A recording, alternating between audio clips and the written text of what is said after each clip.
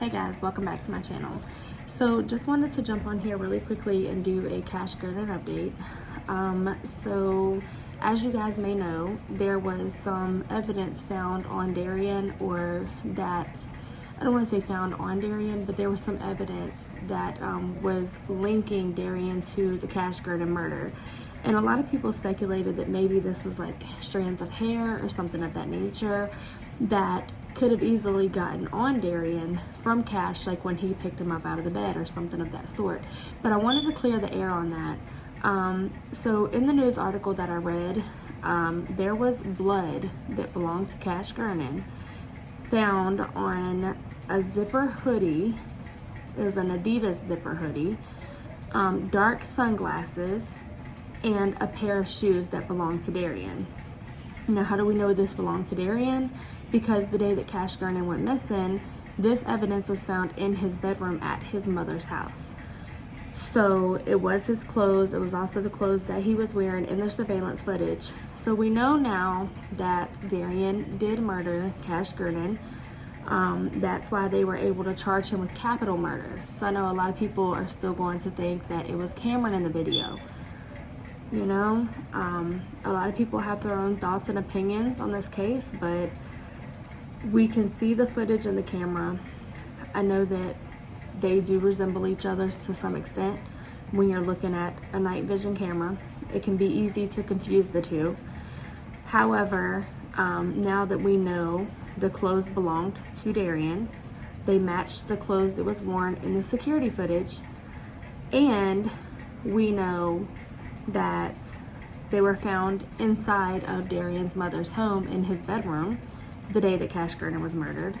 We can pretty much go ahead and, for the most part, assume that he is guilty of the murder itself.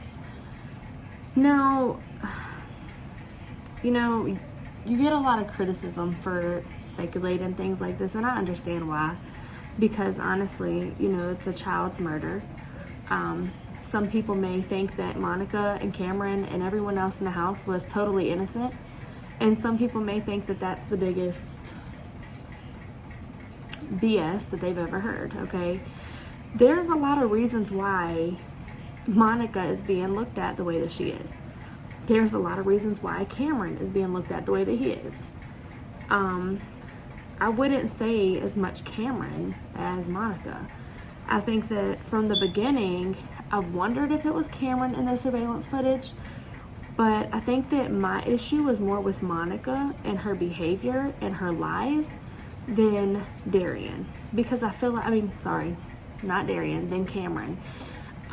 Because I honestly feel like, you know, Cameron was her son. I don't know why, but something about his interview kind of threw me off. And the way that he was walking through the house, showing the reporters exactly how it took place, exactly what door DARRYINN came in, exactly how he picked Cash up and how he walked out, and exactly like the manner he walked out.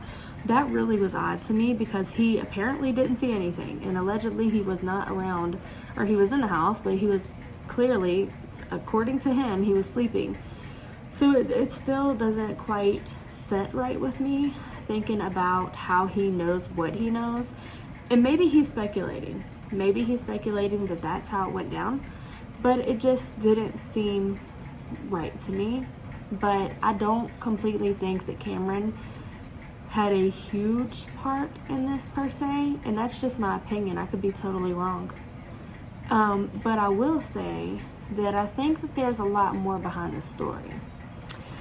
And I don't think that Monica killed these children. I don't think that Cameron killed these children. And now, I'm not a detective. I'm not an investigator. I'm not Nancy Grace. I can't tell you what happened. And even they mess up from time to time.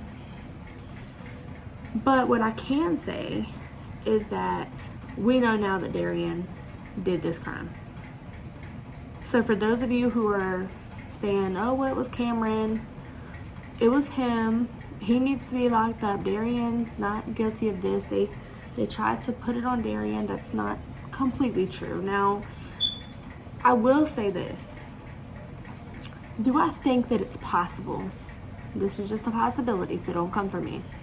Do I think that it's possible that Monica and Darrien had a fallout of some kind? And that fallout that they had led to Darrien getting mad. And he wanted to come back to the house the 2 days before Cash's murder. And maybe he was like obsessed with Monica. Maybe he was obsessed with the kids. Maybe he had some weird obsession with the family. Or maybe he just thought that everything was cool and they were still cool.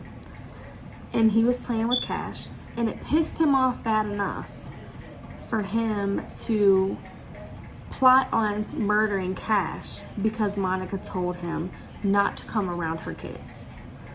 I wonder that. I wonder if maybe what didn't cause Darrien to just completely lose it wasn't when Monica told him, don't come back around my kids. Get out of my house. I don't want you. Maybe that was enough to break the camel's back. Who knows? I mean, you have to wonder, because it's awful odd that 2 days prior to all of this happening, I'm sorry, my kids are loud. 2 days prior to all this happening, Darrien was found in Monica's house, and Monica went off on him. You have to wonder what happened in order to make Monica go off on him like that.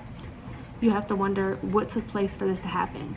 Why did Monica lie about knowing Darrien? Sorry. Why did Monica not tell the complete truth about a lot of things that she did not tell the truth about? So, you guys tell me what you think in the comments. Leave your comments down below. Again, this is all speculation. We've all been speculating. And for those of you who keep commenting on my videos, like, did you ask Molly Golightly for permission to record this interview between her and this girl that knew Monica? And this is Molly Golightly's interview. I know, you guys, like, I am not. Do you really think that I'm trying to take credit for Molly's work? No, I'm not. No, I'm not. Do you think I'm trying to take credit for Tiffany Marie's work? No, I'm not. Do you think I'm trying to take credit for Madness? Is that his name? Stop the Madness? I love his channel, No, I'm not. Not at all. In fact, the reason why I decided to start doing these cashgernon updates is because I was watching Molly's videos, like binge watching her videos all the way back from Chris Watts, and came across her video about cashgernon. I started watching that, watched hours of live streams, and on that live stream she said, even if you only have a couple of subscribers, if you have a channel, please share this information. She said, please share this information. I'm not saying that I didn't like true crime and I wasn't going to ever do that. It's always been in the back of my mind. But I had no plans or intentions to do it until she said that. And when she said that, it kind of struck me. And I'm like, you know what? This is a good time.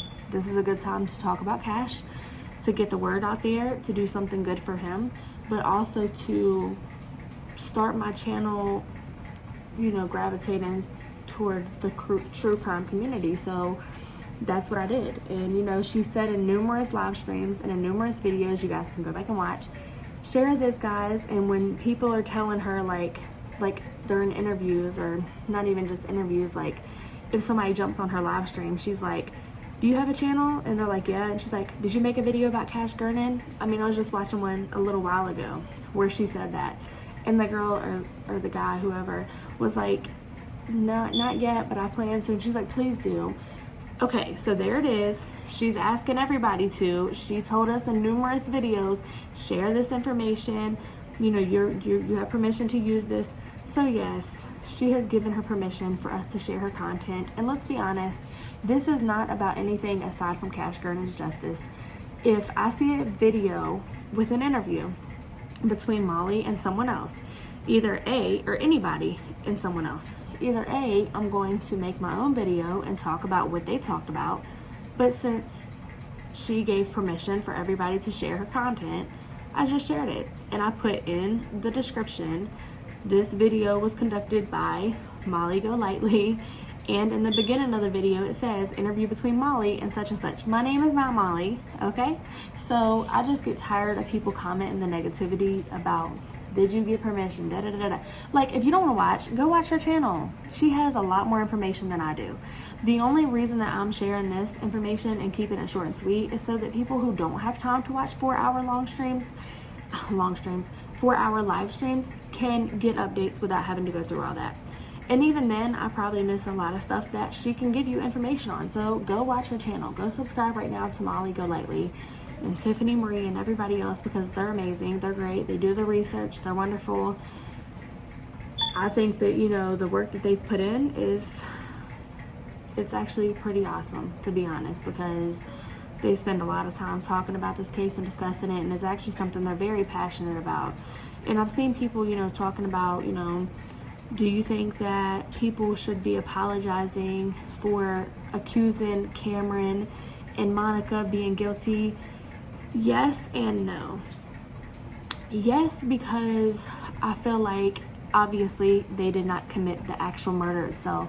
But no, because I feel like if they hadn't lied about so much information in the beginning, there would be nothing for everybody to talk about.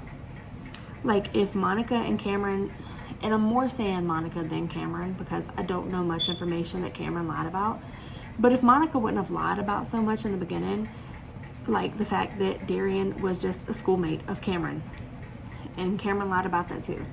And, you know, if Monica wouldn't have said things like, what else did she say?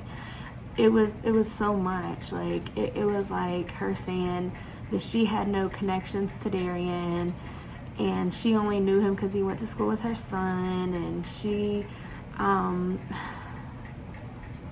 I don't know, like, it's a lot, okay? I have a video specifically pointing out all the lies and all the BS that Monica has given us, so go check that out if you have time. If not, cool. But my point is that Monica's been caught in a lot of lies, okay? A lot.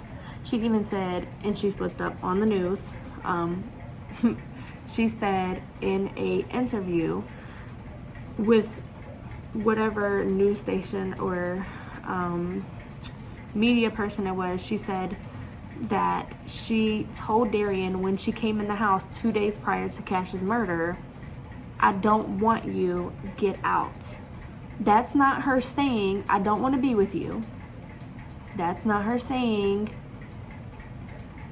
I don't want you here.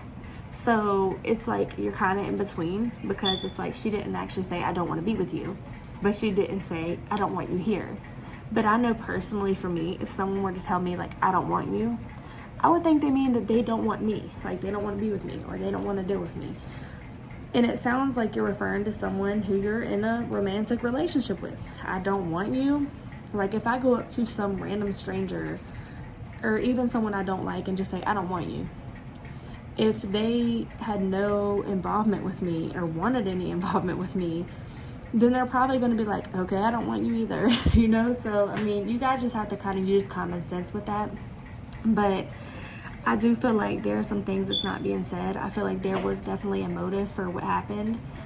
And I don't feel like I don't feel like Monica and Cameron were directly involved with the murder, but I do feel like there was a motive behind it.